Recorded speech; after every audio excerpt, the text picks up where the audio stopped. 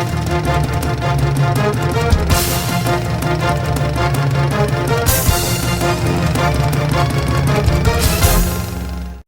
to Hollywood Beatdown!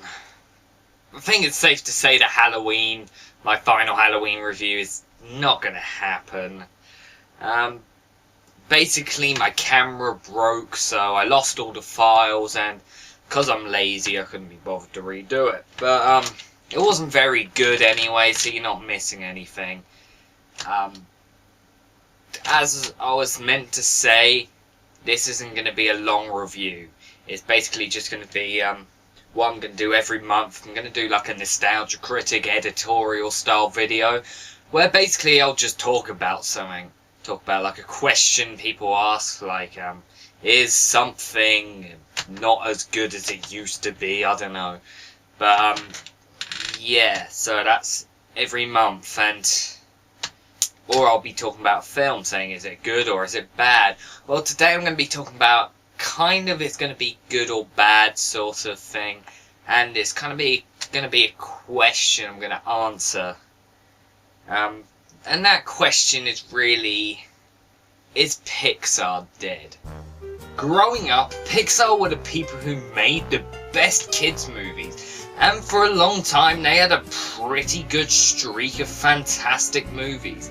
A Bug's Life was the only time Pixar seemed a little bit off, but it's still pretty good. From their first movie, Toy Story, all the way up to The Incredibles, Pixar seemed like a company that could do no wrong. They were making funny, charming movies that both kids and adults enjoyed. Me and my dad used to see the newest Pixar movie the day it came out because every year they made a quality film. They gave us a new movie every year, and they just seemed to get better and better. Then John Lasseter decided that the next Pixar film would be his dream film, the film that he always wanted to make. Cars. Although in my recent review I said I kind of liked Cars after a few viewings, but there's no denying that Cars just wasn't up to par with Pixar's usual films. The animation, although it was the best I've pretty much ever seen, the film was kind of stupid. Kids liked it and adults hated it. Then they went in a completely new direction. Ratatouille, WALL-E and Up were huge departures from anything they made before. They took more serious routes and felt more for adults than they were for kids. Ratatouille, although it had an interesting premise, a lot of heart and a bundle of funny scenes, just didn't stick with me as much as some of their older movies did. WALL-E I've seriously never liked. I can see why people enjoy it, but really I don't like it. WALL-E was probably the most different film they've ever made, before and even since. The first half, which in my opinion is the better half, is almost like a silent film. There's no dialogue, and the only time a character speaks is when they're saying each other's names. Then the film completely changes and becomes more of an environmental message. I cannot stand the second half, and I could not understand why they used clips of real life people at points.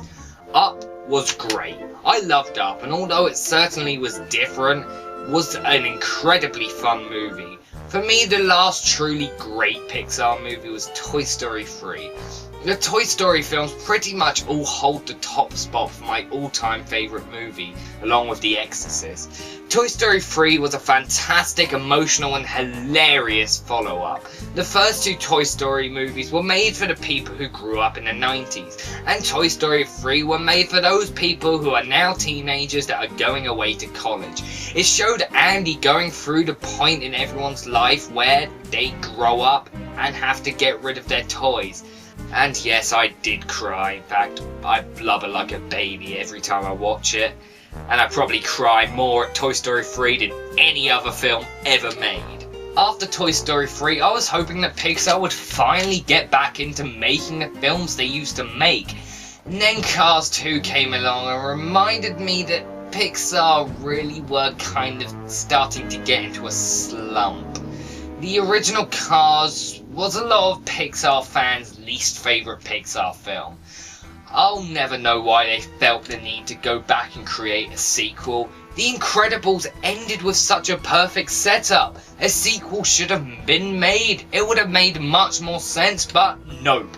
Cars 2 needed to be made for some reason. It was the first time that a Pixar movie was pretty much universally hated. Critics hated it and audiences also hated it. I'm putting off watching it for now, I still haven't seen it, simply because next year I'm doing a Hollywood Beatdown sequel month and I want to review it then. Then the following year, Brave was announced. My instant reaction was that they were trying to cash in on the huge craze in fantasy animated movies that was created with How to Train Your Dragon. Brave was a very mixed bag. I was meant to review it on Hollywood Beatdown a couple months ago, but I had nothing to say about it. It's not terrible, but it's not great. I'll just talk about it quickly here. The first half, similar to WALL-E, was great. It was about a teenage girl being pushed by her mother and just wanting to stop and do her own thing. I liked that aspect. Then the teenage girl accidentally turns her mother into a bear and spends the rest of the movie trying to turn her back. This part I hated. The film was funny and entertaining, the visuals were fantastic, and I was really engaged in the story. And then the film just instantly went down the shitter all of a sudden. Am I saying it's terrible? Again, no. I like it, but it is similar to Cars. I'm not going to watch it countless amounts of times. Finally this year, Pixar decided that they should go back and revisit another film they made in the past. Out of their last 4 movies, only one was a new movie. The rest were sequels, and this time it was a prequel to one of my favourite Pixar movies, Monsters Inc. Monsters University kinda seemed pointless to me. I loved the original, would have liked to see a sequel where they go back and see Boo all grown up. I didn't care about seeing how Mike and Sully met and became friends. I'm gonna just talk about my opinion on Monsters University here because it's gotten a lot of mixed opinions and I just wanna say what I thought of it. In the film, Mike and Sully join the Scare Academy and get thrown out. The principal of the university agrees that if Mike, Sully and their fraternity win the annual Scare Games, they will all be inducted into the Scare Academy.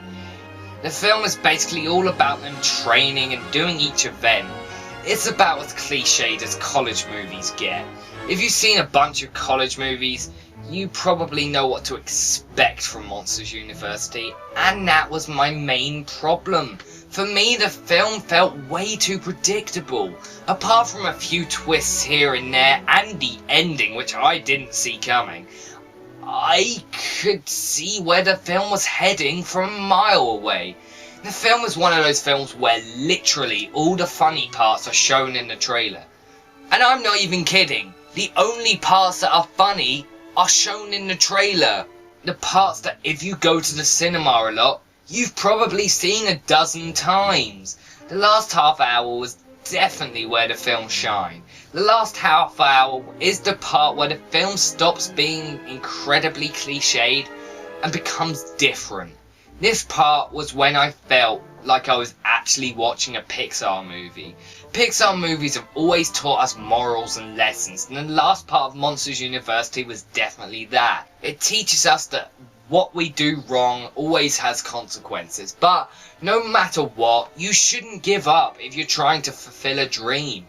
And that was what I really liked about the movie. Finding Nemo taught us how important families are. The original Monsters Inc. taught us not to judge a book by its cover. Hell, even Cars taught us that you shouldn't win something unfairly. Monsters University probably has the most universal moral of them all. Whereas the morals of their older films mainly were for children, Monsters University's morals seem to be aimed at both children and adults. The rest of the movie is plainly for kids, but that last half hour is for everyone. The last half hour of Monsters University is what gave me hope that Pixar is trying to make a comeback. Brave and Cars 2 showed that Pixar was struggling. They were making a new film every year and it seemed that they thought making a quick movie for kids would be okay. Monsters University, although it isn't the best Pixar film, definitely shows that they are now trying. Pixar don't have to make a film every year. It's better to wait a couple of years and get a really good movie than to wait a year and get a rushed movie. 2014 seems to be the first year in 8 years where there's no Pixar movie slated for release. However, in 2015, we're being given 2 films.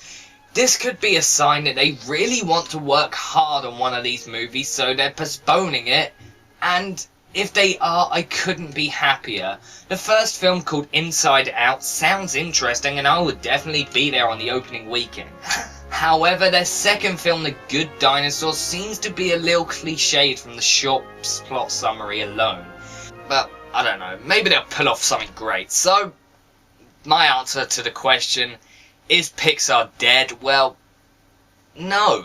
They showed signs of dropping quality, but when they've been pumping out original movie after original movie for 18 years, they're going to have a few films that aren't up to par for Pixar's usual standards. But I believe they could come back. With companies like DreamWorks coming in and making films that are almost as good, you could see where they'd also feel a bit pressured. Pixar have always been on top of the animation scene since 1995 when Toy Story came out. But DreamWorks have recently started to almost overtake them with films like How to Train Your Dragon and Kung Fu Panda. DreamWorks usually release at least 2 films a year, but Pixar only release 1. DreamWorks normally only have 1 good film a year. Their second film is normally a mediocre cliche fest. Pixar have only recently made mediocre films, and to be honest, only 2 of them really were mediocre. I say Pixar can come back and will come back. So I say bring on your new films, Pixar. I'm looking forward to them. Just don't make Toy Story 4.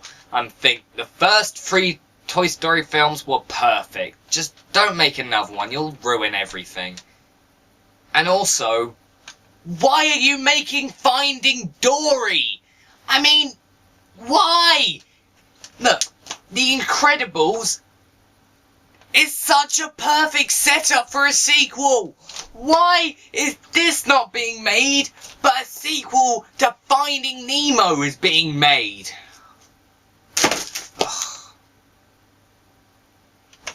Bring on The Incredibles 2. I want it. Everyone wants it. Stop fucking playing around. Give us The Incredibles 2. We don't care about Finding Dory. Right. I ended it with a really, really short rant, but whatever. Pixar isn't dead, and I hope to see what they've got next. Thanks for watching Hollywood Beatdown, and I hope you enjoyed it. See you next week.